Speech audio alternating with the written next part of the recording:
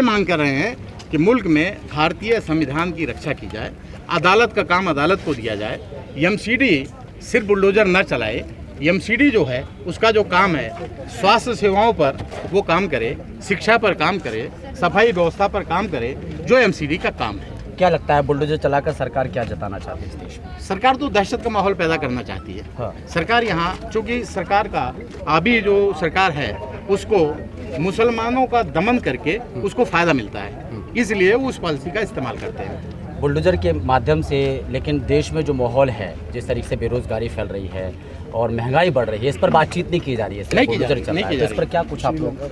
हमारा इस पे बार बार कहना है। अभी हमारे पड़ोसी मुल्क में श्रीलंका में क्या हुआ, आप देखें, देश पर जो विदेश का कर्जा बढ़ा तो आज वहाँ के क्या हाल है। भारत का भी कर्ज वहाँ तक पहुँच गया है। आप देखें, भारत में आप सब इससे ग्रसित होंगे। जहाँ 400 रुपये का सिलेंडर होता था तो यहीं पर स्मृति ईरानी जी चूड़ियाँ लेकर आ जाया करती थी। आज 1000 पे भी न उनको चूड़ी याद है न सिलेंडर का रेट याद है। तो आप ज़रा सोचिए, इसका वजन हम पर आप पर ही तो पड़ेगा। तो इस तरह की जो हालात पैदा हो रहे हैं, हम हुकूमत से ये कहना चाहते हैं कि हमारी जो आज हमारे तमाम बेरोज़गार नौजवान घूम रहे हैं, उनके रोज़गार नहीं मिल रहे हैं। आप लोगों के ज़रिए हमें ये पता चलता है कई बार नौजवान वो अपनी आवश्यकताओं की पूर्ति के लिए, आर्थिक स्थिति उसकी अगर कमज़ोर होती है तो क्या काम करता है, गलत रास्ते पे चला जाता है।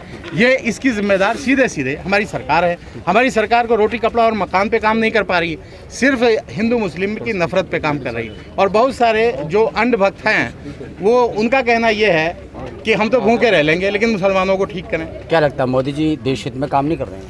अगर देश हित में उनका काम होता तो शायद, अगर आपको मैं याद दिलाऊं तो अटल बिहारी वाजपेयी जी इसी पार्टी के लीडर थे और उन्होंने गुजरात दंगे के वक्त उन्होंने कहा था कि मोदी जी आपको राजधर्म निभाना चाहिए, आप जो कर रहे हैं ये ठीक नहीं है। आपके माध्यम से मैं कहना चाहता हूं कि अटल जी ने इनको, बहुत बढ़िया नेता थे। नेता बढ़िया होना ना होना एक अलग बात है। इसी पार्टी के लीडर ने, दूसरी पार्टी का होता तो वो ये कहते विरोधी, इसी पार्टी के सीनियर लीडर ने ये कहा कि आपको राजधर्म निभाना चाहिए। मेरा कहना ये है। जी भाई साहब, आप क्या कुछ कहेंगे आज? नहीं जी, असल में हम एक सिस्टमेटिक पार्टी है जो बाइट देने का दिखा रहे हो। हमारे प्रेसिडेंट का ही है, तो इसलिए होश में आओ, एमसीडी होश में आओ, होश में आओ, एमसीडी होश में आओ, की राजनीति बंद करो, बंद करो, बंद करो। क्या बुलडोजर चलाना सही है या गलत है अतिक्रमण जगह पे? आप क्या कहोगे इस पर? जो अतिक्रमण है उसे तोड़ा जाना चाहिए, उसमें कोई आपत्ति नहीं है, लेकिन उसका तरीका है, किसी भी व्यक्ति को अगर वो अतिक्रमित क्षेत्र उसके कब्जे में है तो आप उसको लीगल नोटिस दीजिए, आप उसको मौका दीजिए, वो संभल सके। अगर वो ना करे तो डेमोलिशन कीजिए, लेकिन आप तो नोटिस भी नहीं देते, आप किसी को खबर भी नहीं देते, आप रात में फैसला करते हैं और सुबह बुलडोजर आपका जाके वहाँ डेमोलिशन करने लगता है। ये पॉलिसी किसी भी हालत में ठीक नहीं है। आपको क्या लगता है नरेंद्र मोदी जी सही काम नहीं कर रहे हैं? नरेंद्र मोदी जी अगर सही काम कर रहे हैं तो मैं आपसे पूछ रहा हूँ, सबका साथ सबका विकास, मुसलमानों को सड़कों पर आने की ज़रूरत क्या है? एक बात। दूसरी बात, देश का नौजवान आज रोज़गार मांग रहा है। आप बताइए रोज़गार पर क्या हो रहा है? आप बताइए। महंगाई जिस कदर हो रही है, मैंने बार बार बताया कि 400 के सिलेंडर पर स्मृति जी चूड़ी लेकर यहाँ आ जाती थी, लेकिन 400 का 2.5 गुना है। कितना सिलेंडर की कीमत मालूम है? 1000। 1000 पर वो चूड़ियाँ कहाँ हैं? प्रधानमंत्री को जाना चाहिए, स्मृति जी को चूड़ियाँ भेजनी चाहिए।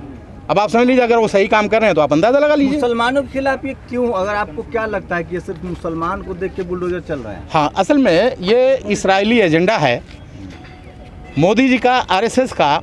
ये बहुत पुराना, ये फांसीवादी एजेंडा है और फांसीवाद का जो सिद्धांत है उसमें किसी न किसी एक को दुश्मन बनाना पड़ता है अपने समाज में डर दिखाकर उनको इकट्ठा करने के लिए। आप देखें, भारत का राष्ट्रपति, भारत का प्रधानमंत्री, भारत के सारे गवर्नर, भारत के सारे मुख्यमंत्री, ये सारे हिंदू हैं, उसके बावजूद ये बताया जाता है हिंदू खतरे में है, हिंदू धर्म खतरे में है।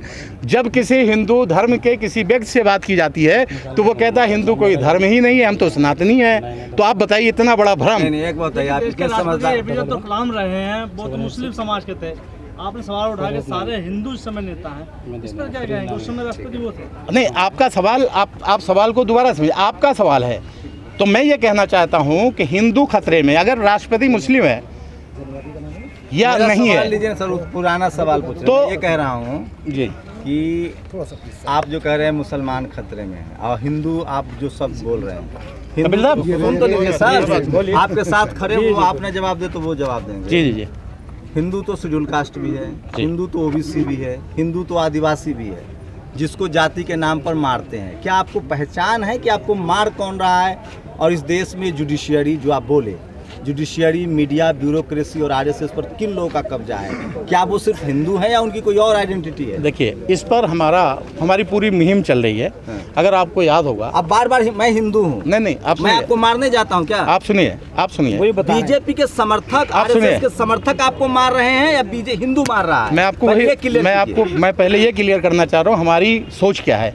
रोहित, आप पूरा हिंदू को, आप पूरे मनुवादी सोच के बारे में बताएंगे। मुस्लिम कह रहे हैं, मैं आपको हिंदू मार, हिंदू तो एससी भी हैं, आपके बगल में खड़े हैं, एसटी भी हैं, ओबीसी भी हैं, सिख भी में से कई लोग हिंदू धर्म मानते हैं। मैं कह रहा हूँ आपका दुश्मन जो है बीजेपी है, आरएसएस है, उसके कार्यकर्ता है या पूरा हिंदू समाज है? अभी मैंने आपको जवाब दिया था, शायद आप उसे सुने नहीं। मैंने आपको क्या बताया था कि इस देश में एक भ्रम पैदा किया जा रहा है कि हिंदू खतरे में है, जबकि इनसे बात की जाती है तो वो कहते हैं हम हिंदू नहीं, हिंदू कोई धर्म नहीं, हम सनातनी हैं। तो इसमें आपका जवाब मिल जाएगा।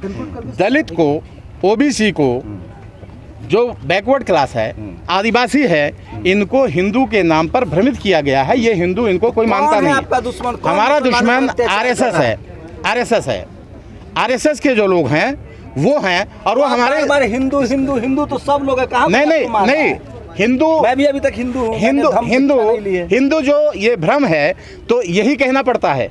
अगर आप लोग इस भ्रम को तोड़ दें, आप जो आप पर हमला नहीं कर रहा है उसको आप हमलावर कहेंगे कि हिंदू हिंदू? नहीं, बिल्कुल नहीं कहेंगे। मैं तो नहीं मारता हूँ मुसलमान। नहीं, बिल्कुल नहीं। आप बताइए, रुकिएगा, सवाल बहुत गंभीर है। कोई बात नहीं, जवाब देंगे। क्या कहेंगे आप तो शेड्यूल कास्ट है, आप सवाल पूछिए। धर्म की दीक्षा ली है या अभी हिंदू हैं आप? सबसे पहले रमज़ान में, जबकि पूरी दुनिया जानती है कि रमज़ान एक सुकून और आराम और बिल्कुल शांति का पैगाम लेकर आता है।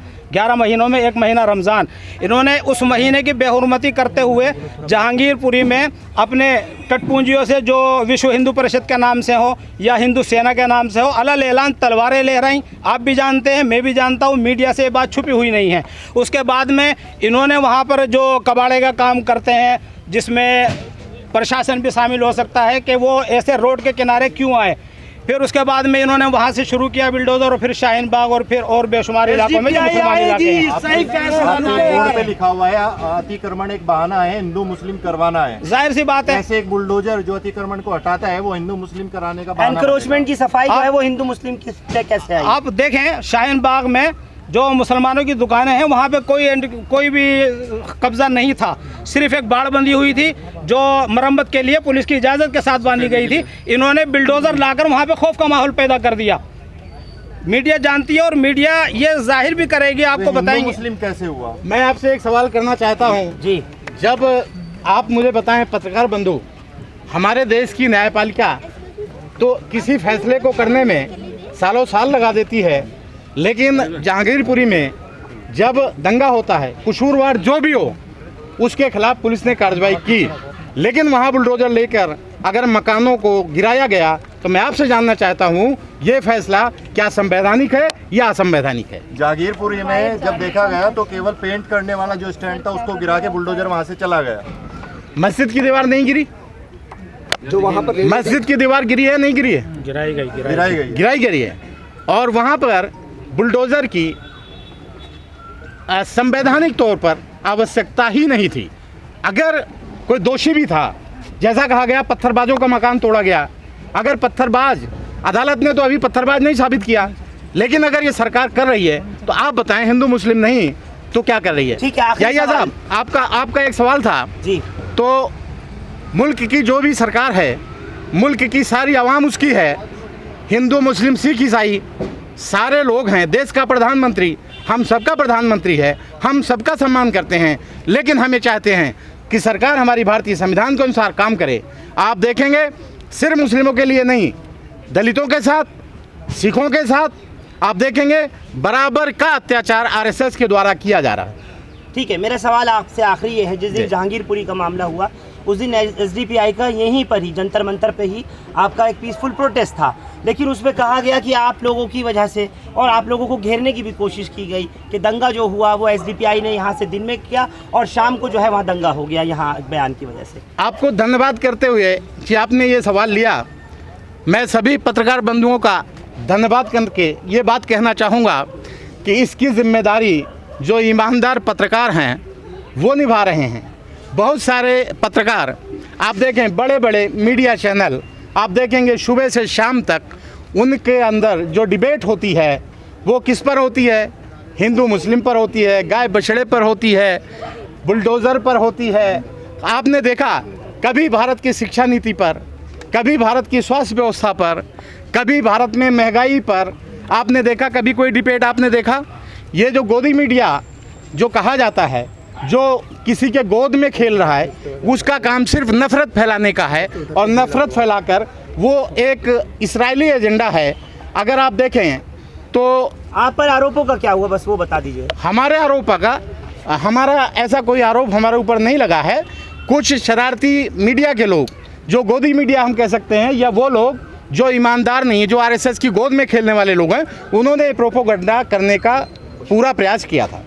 आज के प्रोटेस्ट से क्या मैसेज देना चाह रहे हैं? आज के प्रोटेस्ट से हम ये मैसेज देना चाहते हैं कि मुल्क में इस तरह से डर का माहौल ना पैदा किया जाए।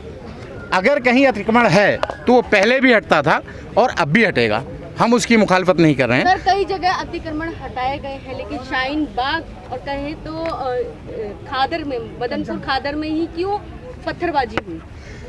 पत्थरबाजी करवाने में जहाँ तक मेरा मानना है, मैंने ये देखा है कि बहुत सारे ऐसे लोग हैं जो हमारे बीच में भी हमारी नज़र होती है, वरना हमारे बीच में भी आकर इस तरह की हरकत कर सकते हैं, लेकिन चूँकि हमारे बीच में कोई दाखिल होगा तो हम बहुत अलर्ट मोड में होते हैं। यहाँ तो नहीं, जहाँ इतना बड़ा मजमा होता है वहाँ किसी एक पत्थरबाज भेज के ये पत्थर चलवा दिया जाता है और उसका टारगेट ये वहाँ चलवाया जाता है जहाँ मुस्लिम आबादियाँ ज़्यादा होती हैं। आपने देखा वहाँ मुस्लिम पॉपुलेशन ज़्यादा थी, इसलिए वो पत्थरबाजी हुई।